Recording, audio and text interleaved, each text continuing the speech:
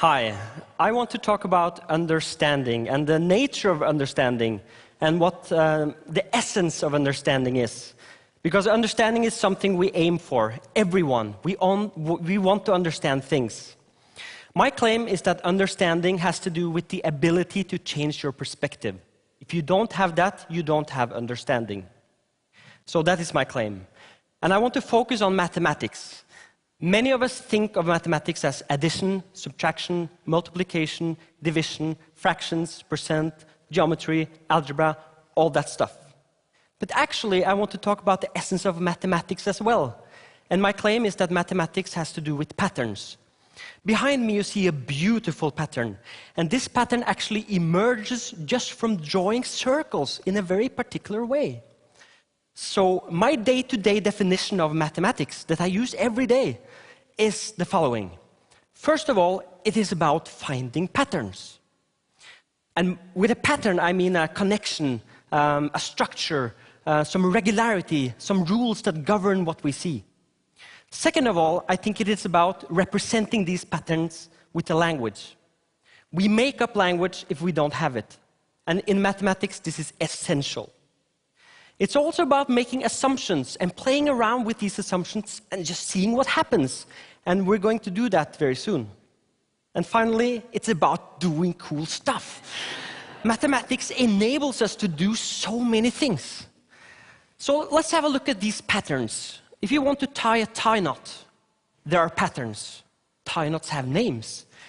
And you can also do the mathematics of tie knots. This is a left out, right in, center out, and tie. This is a left in, right out, left in, center out, and tie. This is a language we made up for the patterns of tie knots. And a half Windsor is all that. This is a mathematics book about tying shoelaces at university level, because there are patterns in shoelaces. You can do it in so many different ways. We can analyze it, we can make up languages for it. And representations is all over mathematics. This is Leibniz's notation from 1675. He invented a language for patterns in nature. When we throw something up in the air, it falls down. Why? We're not sure, but we can represent this with mathematics in a pattern. This is also a pattern, and this is also an invented language. And can you guess for what? It is actually a notation system for dancing, for tap dancing. And that enables him as a choreographer to do cool stuff, to do new things, because he has represented it. And I want you to think about how amazing representing something actually is. Here it says the word mathematics. But actually they're just dots, right? So how in the world can these dots represent the word? Well, they do. They represent the word mathematics. And these symbols also represent that word. And this we can listen to. It sounds like this. Somehow these sounds represent the word and the concept. How does this happen? And there's something amazing going on about representing stuff. So I want to talk about that magic that happens when we actually represent something. Here you see just lines, right, with different width. They stand for numbers for a particular book. And I can actually recommend this book. It's a very nice book. Just trust me. Okay, so let's just do an experiment. Just play around with some straight lines. This is a straight line. Let's make another one. So every time we move one down and one across, and we draw a new straight line, right? So we do this over and over and over. And we look for patterns. So this pattern emerges. And it's a rather nice pattern. It looks like a curve, right? Just from drawing simple straight lines. Now I can change my perspective a little bit. I can rotate it. And then have a look at the curve. You know, what does it look like? Is it a part of a circle? It's actually not the part of a circle. So I have to continue my investigation and look for, you know, the true pattern. Or perhaps if I copy it and make some art, well, no. Perhaps I should extend the lines like this and look for the pattern there. And let's make more lines. We do this. And then let's just zoom out and change our perspective again. And then we can actually see that what started out as just straight lines is actually a curve called the parabola. This is represented by a simple equation, and it's a beautiful pattern. So this is the stuff that we do. We find patterns and we represent them. And I think this is a nice day-to-day definition. But today I want to go a little bit deeper and think about what is the nature of this? What makes it possible? And there's one thing that's a little bit deeper, and that has to do with the ability to change your perspective. And I claim that when you change your perspective, and if you take another point of view, you learn something new about what you are watching, or looking at, or hearing. And I think this is a really important thing that we do all the time. So let's just look at this simple equation, like x plus x equals 2 times x. This is a very nice pattern, and it's true because 5 plus 5 equals 2 times 5, etc. And we've seen this over and over, and we represent it like this. But think about it. This is an equation. It says that something is equal to something else. And that's 2 different perspectives. One perspective is, it's a sum. It's something you plus together. On the other hand, it's a multiplication. And those are 2 different perspectives. And I would go as far as to say that every equation is like this. Every mathematical equation where you use that sign, that equality sign, is actually a metaphor. It's an analogy between 2 things. You're just viewing something and taking 2 different points of view. And you're expressing that in a language. Have a look at this equation. This is one of the most beautiful equations. And it simply says that, well, 2 things, they're both -1. This thing on the left-hand side is -1, and the other one is. And that, I think, is one of the essential parts of mathematics. You take different points of view. So let's just play around. Let's take a number. You know, we know 4/3. We know what 4/3 is. It's 1.333. But we have to have those 3 dots. Otherwise, it's not exactly 4/3. But this is only in base 10. You know the number system, we use 10 digits. If we change that around and only use 2 digits, that's called the binary system. It's written like this. So we're now talking about the number. The number is 4/3. And we can write it like this. And we can just change the base, change the number of digits, and we can write it differently. So these are all representations of the same number. We can even write it simply like 1.3 or 1.6. It all depends on how many digits you have. Or perhaps we should simplify and just write it like this. I like this one, because this is 4 divided by 3. And this number expresses a relation between 2 numbers. You have 4 on the one hand and 3 on the other. And you can visualize this in many ways. And what I'm doing now is I'm viewing that number from different perspectives. I'm playing around. I'm playing around with how we view something. And I'm doing it very deliberately. We can take a grid. If it's 4 across and 3 up, this line equals 5, always. It has to be like this. This is a beautiful pattern, 4 and 3 and 5.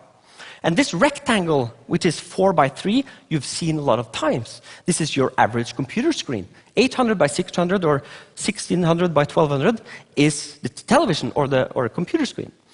So these are all nice representations, but I want to go a little bit further and just play more with this number. Here you see 2 circles, and I'm going to rotate them like this. And observe the upper left one. It goes a little bit faster, right? You can see this. And it actually goes exactly 4/3 as fast. And that means that when it goes around 4 times, the other one goes around 3 times. Now, let's make 2 lines and draw this dot where the lines meet. We get this dancing dot around. And this dot comes from that number. Right? Now we should trace it. Let's trace it and see what happens. This is what mathematics is all about. It's about seeing what happens. And this emerges from 4/3. I like to say that this is the image of 4/3. It's a very much nicer. Thank you.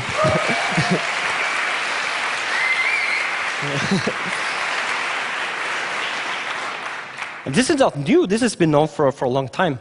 But but this is 4/3.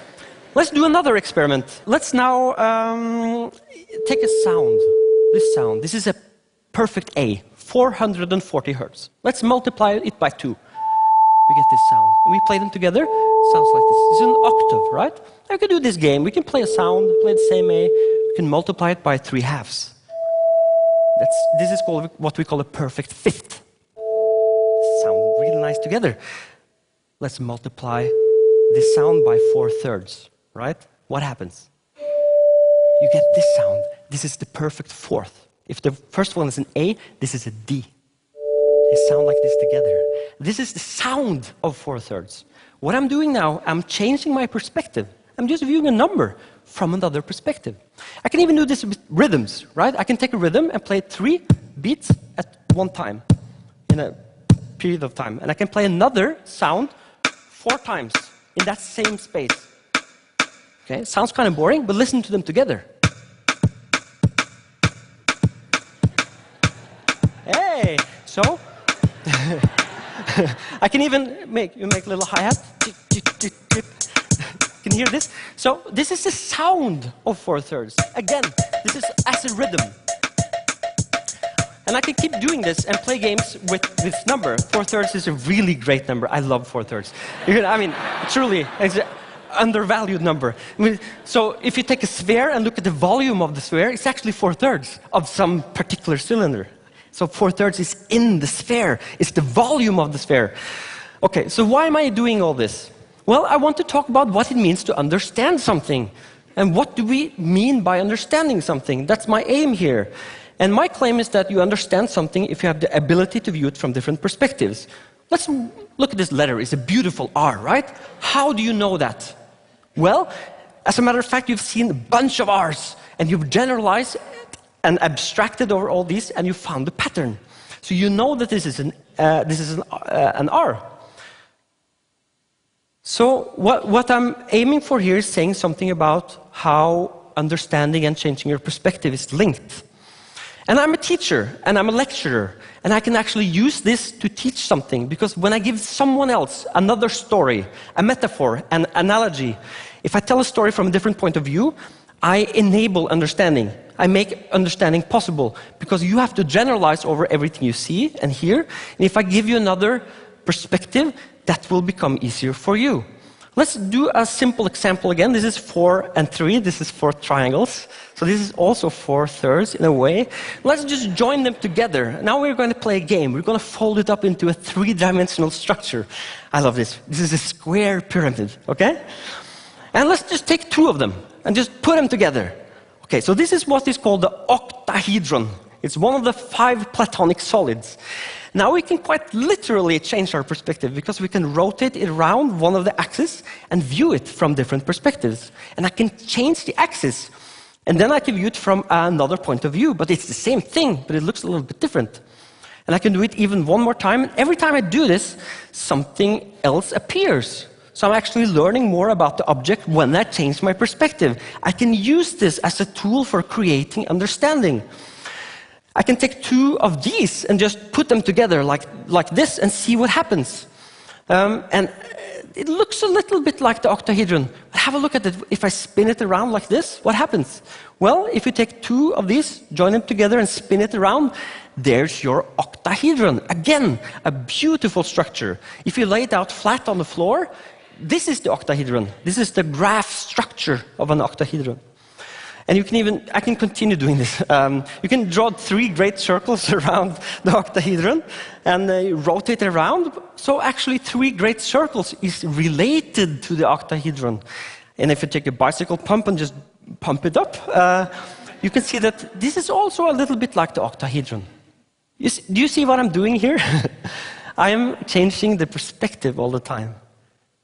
So let's now take a step back. And that's actually a metaphor. Stepping back, and have a look at what we're doing. I'm playing around with metaphors. I'm playing around with perspectives and analogies. I'm telling one story in different ways. I'm telling stories. I'm making a narrative, and I'm making several narratives. And I think all these things makes understanding possible. I think this actually is the essence of understanding something. And I truly believe this. So this thing about changing your perspective, it's absolutely fundamental for humans. Let's play around with this Earth. Let's zoom into the ocean, have a look at the ocean. We can do this with anything. We can take the ocean and view it up close. We can look at the waves. We can go to the beach. We can view the ocean from another perspective. Every time we do this, we learn a little bit more about the ocean. If we go to the shore, we can kind of smell it, right? We can hear the sound of the waves. You can feel the salt on our tongues. So all these are different perspectives. And this is the best one. We can go into the water. We can see the water from the inside. And you know what? This is absolutely essential in mathematics and computer science. If you're able to view a structure from the inside, then you really learn something about it. That's somehow the essence of something.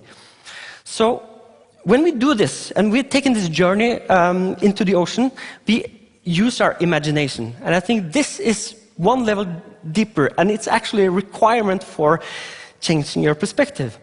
We can do a little game. You can actually imagine that you're sitting there. You can imagine that you're up here and that you're sitting here. You can view yourself from the outside. That's really a strange thing. You're changing your perspective, you're using your imagination, and you're viewing yourself from the outside. And that requires imagination. And mathematics and computer science is the most imaginative art forms ever. And this thing about changing perspectives should sound a little bit familiar to you, because we do it every day. And then it's called empathy. When I view the world from your perspective, I have empathy with you. If I really, truly understand what the world looks like from your perspective, I am empathetic. That requires imagination. And that is how we obtain understanding.